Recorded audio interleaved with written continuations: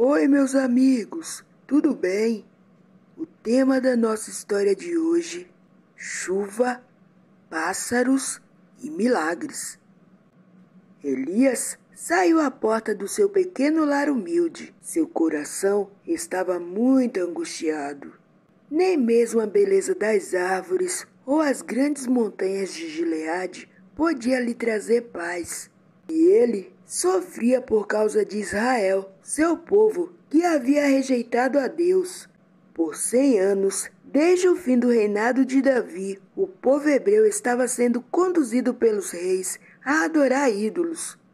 Eles acreditavam realmente que os deuses pagãos como Baal eram responsáveis por todas as bênçãos que recebiam. Certa noite, Elias ouviu Deus chamando. Elias, estou aqui, Senhor. Quero que você leve uma mensagem para o rei Acabe. Farei tudo o que o Senhor mandar. O profeta não hesitou em fazer o que Deus havia pedido. Ele viajou dia e noite passando por diversos lugares, caminhando de sua cidade ao leste do Jordão até Samaria. Quando ele chegou no palácio de Acabe, ele não pediu permissão para vê-lo. Ele passou direto pelos guardas e foi à sala do trono e se apresentou para o rei. Levantando as mãos acima da cabeça, Elias disse: Tão certo como vive o Senhor, o Deus de Israel a quem sirvo, não haverá orvalho nem chuva durante os próximos anos, até que eu ordene. Antes que o rei Acabe pensasse em se levantar do trono e gritar para prender o profeta, Elias havia saído.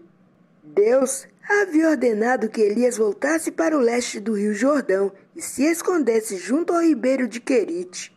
Elias conhecia aquele lugar e imediatamente fugiu para lá. Os profetas de Baal continuaram a oferecer sacrifícios pedindo as bênçãos do Deus pagão.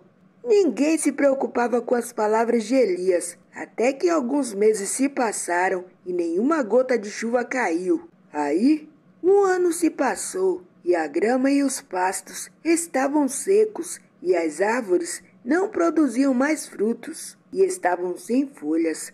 Muitos rios se secaram completamente. Enquanto isso, no templo dos deuses, cercados de árvores sem vida, os profetas de Baal continuaram oferecendo sacrifícios, implorando por chuva novamente. Aí, sabe o que aconteceu?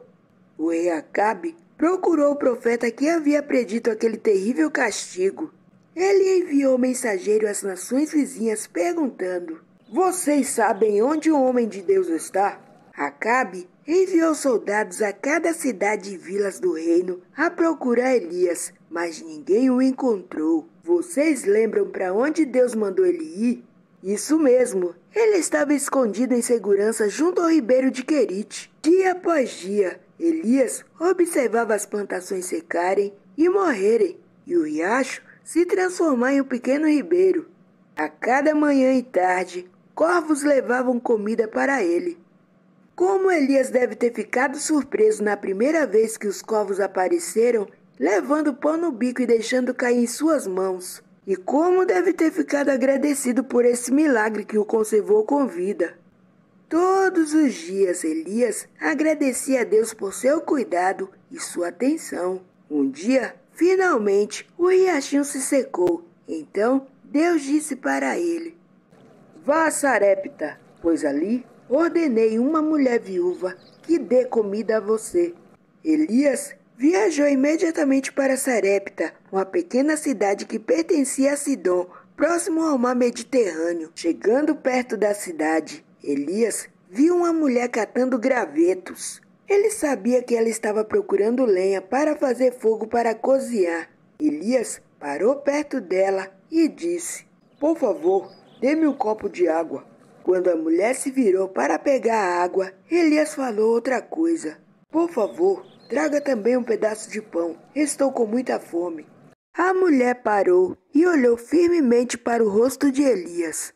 De alguma forma, ela percebeu que ele acreditava no Deus verdadeiro e disse: Tão certo como vive o Senhor seu Deus, não tenho um pedaço sequer de pão em casa. Eu Tenho apenas um punhado de farinha que restou numa vasilha e um pouco de azeite no fundo do jarro. Agora, estava apanhando alguns gravetos para preparar a última refeição e depois meu filho e eu morreremos. Quando a mulher terminou de falar, Elias disse: Não tenha medo, vá para casa e faça um pão primeiro para mim. Depois, faça para seu filho e para você, porque Deus prometeu que a farinha e o óleo não se acabará até que ele envie chuva. Meus amigos, é preciso ter muita fé. E foi exatamente o que aconteceu. Todos os dias, pelo resto dos 3 anos de fome, a viúva usou toda a farinha e todo o azeite que possuía para fazer pão. Pela graça de Deus, as vasilhas daquela mulher tinham farinha e óleo suficiente para cada novo dia. Viu como é bom confiar em Deus? Se ela não tivesse fé, esse milagre não aconteceria. Graças a Deus que ela confiou. A nossa história terminou. O que você aprendeu com ela? Eu aprendi que nós devemos estar atentos para ouvir o que Deus quer falar para nós. E outra coisa que eu aprendi também, que nós devemos abençoar as pessoas que estão ao nosso redor. Assim como Elias fez, atendendo a ordem de Deus. Esses aqui são os nossos amigos que pararam um minutinho e escreveram pra gente. Aqui são os nossos aniversariantes, que o Papai do Céu abençoe vocês. O Benjamin pediu que a gente orasse por sua avó. Agora, vamos aprender o nosso verso. Ele está no primeiro livro de Reis, capítulo 17 e o versículo 5. Elias fez o que o Senhor ordenou. A mensagem diz assim: o cuidado constante de Deus nos ensina a confiar em sua graça. Agora nós vamos orar. Querido Deus, muito obrigado por essa história. Ela foi uma história muito boa.